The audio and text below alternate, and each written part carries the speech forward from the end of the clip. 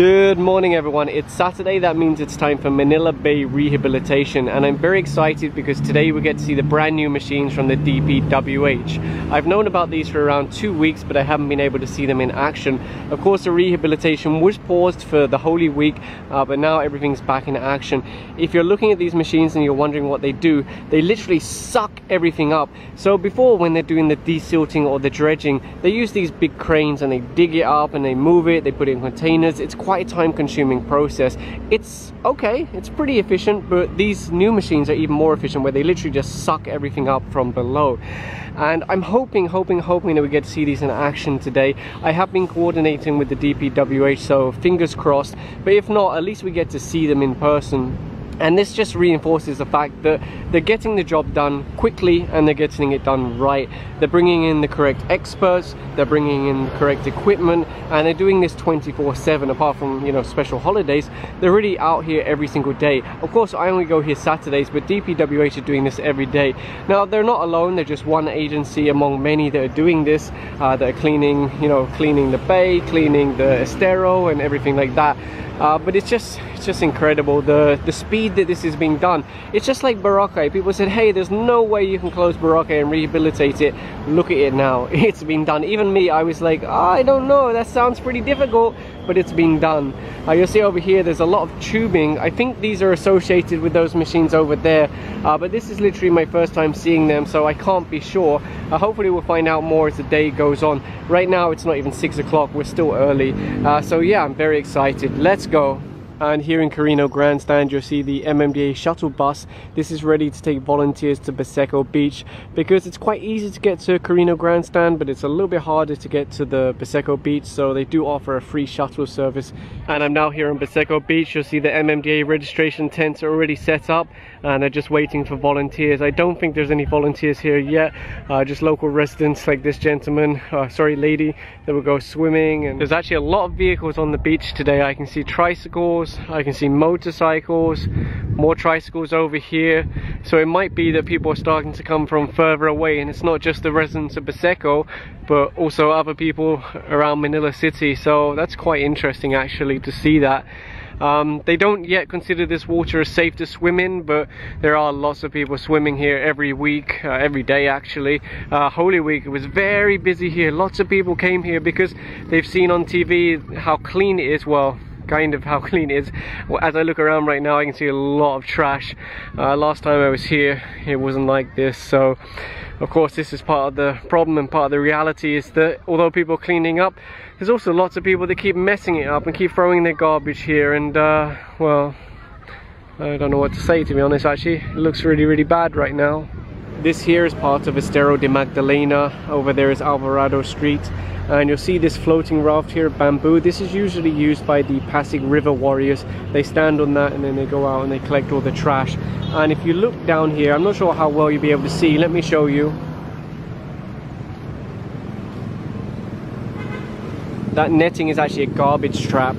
The idea is that the garbage gets pushed up against that netting, and then it's a lot easier to collect.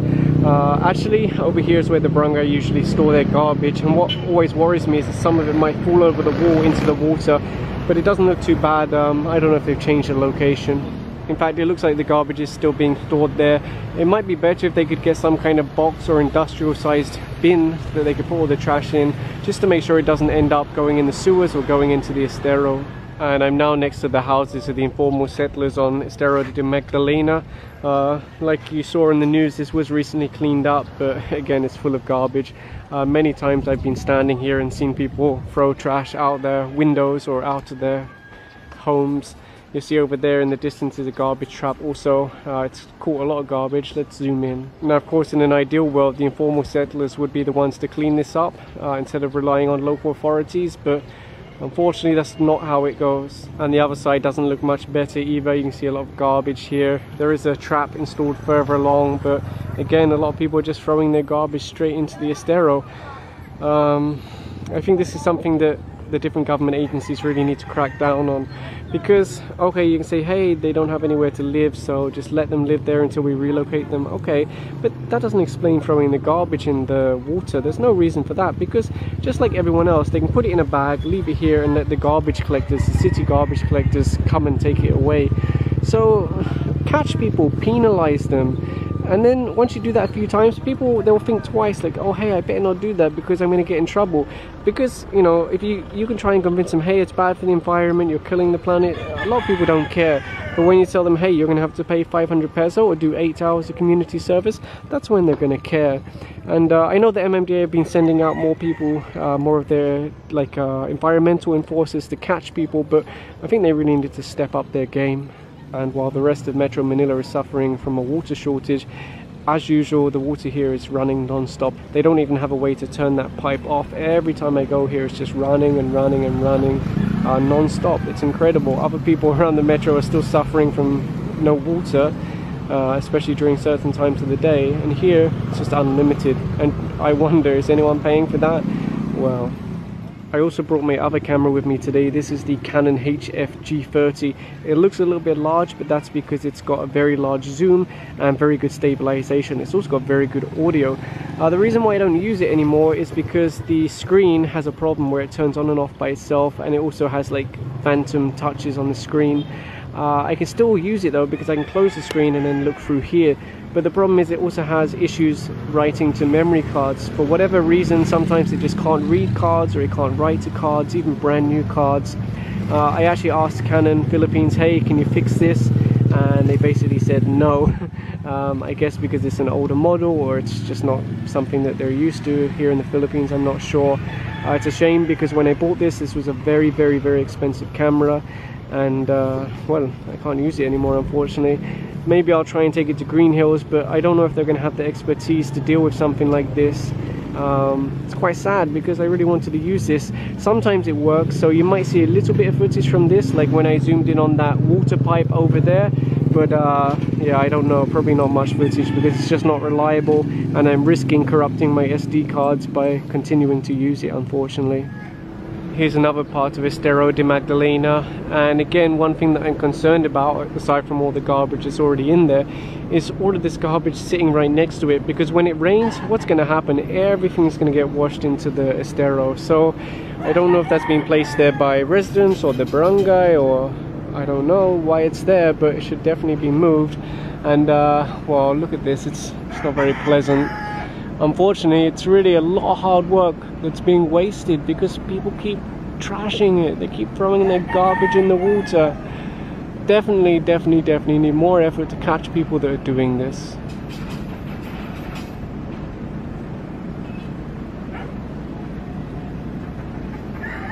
So I'm now back at Bucek. The MMDA truck is here with the tools and everything like that. It was late, which honestly frustrates me because it's not that hard to be on time. I'm on time every weekend. In fact, I go here early to make sure that I do what needs to be done. Anyway, you can see there's quite a party going on over here. They've got a number of tents. There's a lot of people here. And let me give you an example of just how good this zoom is and how fast it is. There's a ship over there. That's a pretty far distance, and you'll see it's reasonably steady. The camera's moving a little bit because I'm speaking, but relatively steady. And look at how fast I can zoom out and then zoom in. If you compare that to this small camera that I use every day, watch how slow the zoom is. And there you go, it's nowhere near as zoomed in, and it's much slower. And when I zoom out, same thing, it's pretty slow. This camera is great for, close up to medium, but no good for things that are far away. You see the MMB have been collecting trash, of course, and then taking it back to the main area over there. I think what we do is go to Baywalk and see the DPWH have launched their new equipment yet. So I was just leaving Bucek Beach. There's an island of trash here, but what I noticed is there's a group of people on the other side. I couldn't quite make out who they are, but then I also saw there's some more here. It's the PRRC, Pasig River Rehabilitation Commission. So let's go down and take a little look. The truth is that the PRRC are out here pretty much every day doing this kind of thing, cleaning up the esteros, cleaning up the waterways, and they don't actually get much attention from local media, which is a shame. And I confirmed that there are people over there, also PRRC. Actually, I used my monocular to take a little look, but wasn't 100% sure. So yeah, it's good to see them here. So I'm now back on Bay Walk. It looks like these machines haven't been put into operation, so maybe another day. But I can see that some of the amphibious excavators are in operation over there. It looks like 3 of them are going. You can see there's obviously a lot of soil that they've already taken out of the water. A lot of this is the deeper stuff, which means it doesn't have much trash in, and it can be taken away immediately without having to go through the segregator.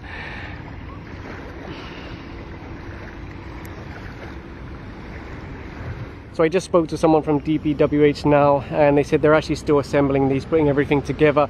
In fact, I can see some of this equipment here still has its shipping labels on. It came from, I think, the Netherlands. So yeah, they're still putting it all together, but soon it will be in operation. Actually, I have some video that was sent to me that shows these in operation somewhere else, I think in Bucek. So maybe I can cut that into this video so you can actually see how they work, and then maybe in a week or two we'll see them operating here on Manila Bay.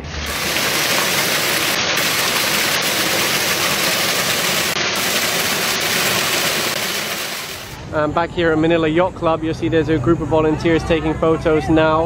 I can't quite read it from here. And this is the area that they've been cleaning. It's a very small area. It doesn't take many people. It's good that people go here, but I guess really more work is needed in Bucek or Estero de Magdalena, for example.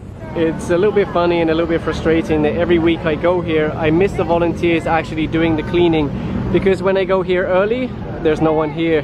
When I go here a couple of hours later, there's no one here, because it really only takes a very short time to clean this area, maybe 30 minutes to an hour. So I keep missing the volunteers in this specific area. I'm sorry, but I'm trying. You know, I'm hopping around different locations, and this is just such a small area that it doesn't take long at all.